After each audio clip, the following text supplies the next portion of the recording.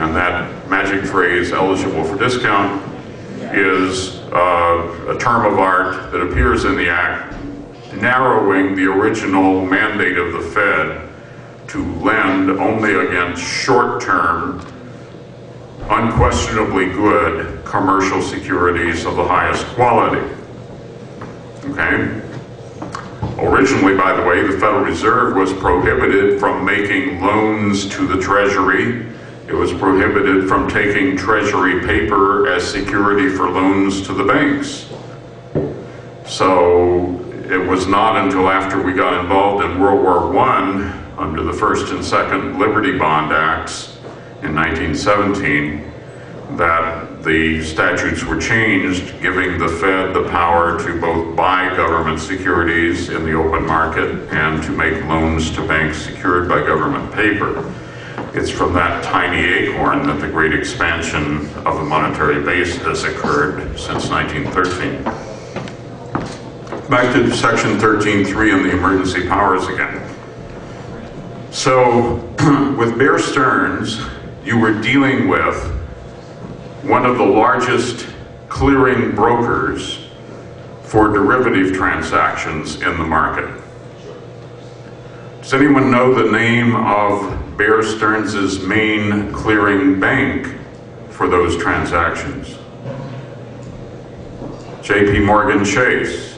And who was it that bought Bear Stearns in the insolvency proceeding? J.P. Morgan Chase. The cynical view of that transaction was that it was a means to avoid having J.P. Morgan mark to market and account for the real value of all the derivative transactions that J.P. Morgan was clearing for everybody, not just Bear Stearns. 6 months later, Lehman went down, and auction was held later to settle the derivative obligations that were piled up with Bear Stearns. And eventually about $450 billion of derivatives were settled for about $6 billion cash that actually had to change hands. There's not enough time to get deeply into derivatives here today, but you can see me or talk to me afterward, but I think derivatives are just gambling bets. The analogy I use is it's like the old basketball movie White Men Can't Jump, starring Wesley Snipes and Woody Harrelson. And in that movie there's a street basketball game, and you're looking over on the sideline, you see these two gentlemen standing on the sideline exchanging $5 bills back and forth as the players run up and down the court and score 2 points. They were betting on who's going to score the next 2 points. So not only did they presumably have a bet on the outcome of the game, which in a gambling context might make some sense, but to have more juice and more action, they were betting on the next 2 points. Well, derivatives are like those side bets that have nothing to do with the outcome of the game, but they're all about, in the next time period, who's going to score the next 2 points.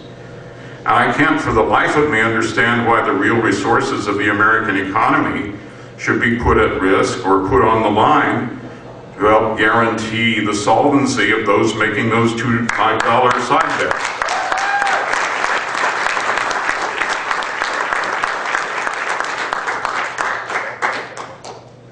Now, Washington is Washington. If you've ever read Tom Clancy novels or a few John Grisham novels, I'll tell you one joke about that.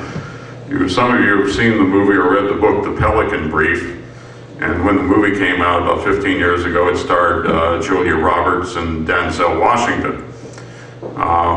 So it came out while I was still teaching. I used to be an adjunct professor at Cleveland Marshall College of Law here in town in Cleveland State. And so when the movie came out, one of the law students asked me what I thought of the movie. And I said, I thought it was a pretty good and accurate depiction of the way Washington really works, except there were 3 factual errors in the movie. The CIA was portrayed as more or less straight. The FBI was portrayed as more or less straight. And the Washington Post reporter was honest and aggressive.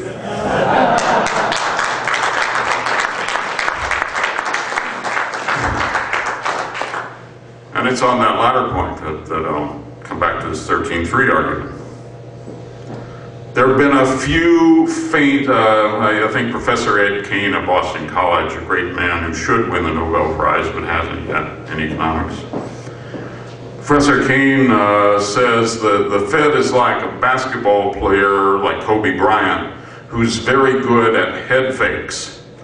He'll fake you off thinking you're going in one direction while meanwhile he goes in the other direction. And the Fed's engaged in quite a bit of head fakery lately, and through the members of the press that it likes to encourage and keep on its short tether. The Fed has occasionally allowed the 13.3 story, these bailouts in the fall a year ago, to be dealt with to some extent.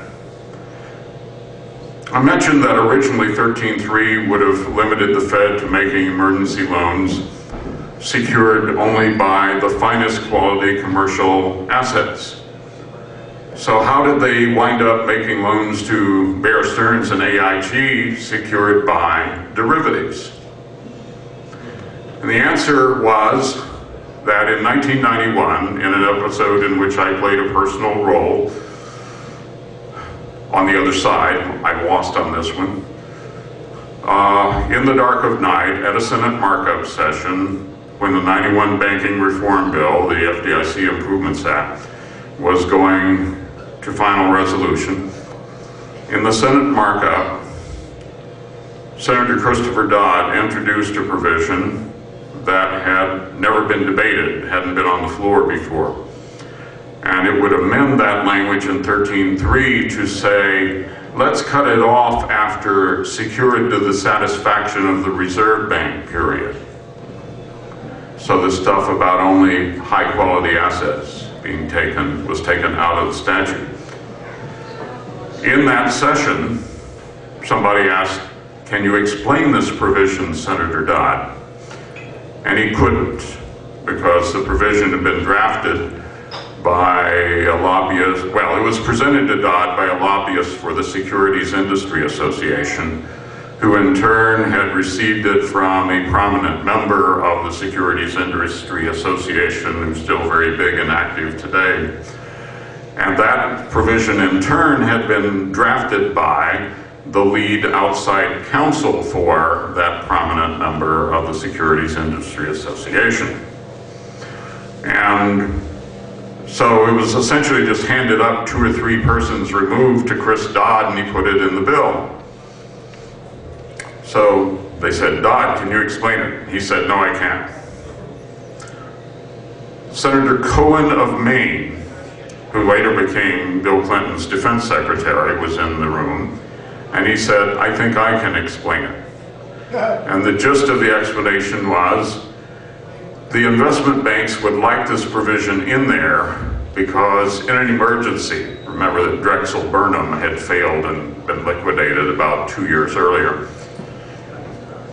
In an emergency, the Fed would lack the power to provide any great deal of emergency assistance to a failing investment bank because they don't tend to hold the highest quality commercial assets the way a commercial bank originally did.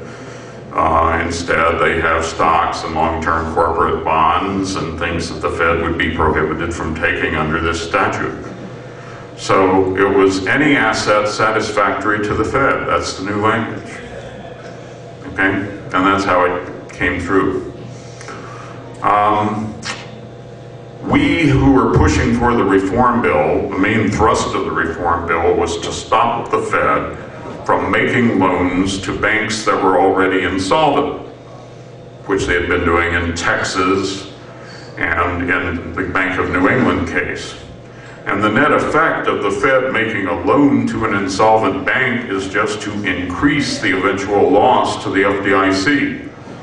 The Fed takes the best collateral as security for its loans, and the FDIC has to buy those loans back from the Fed when it tries to get assets to offset the deposits that the FDIC has to pay off.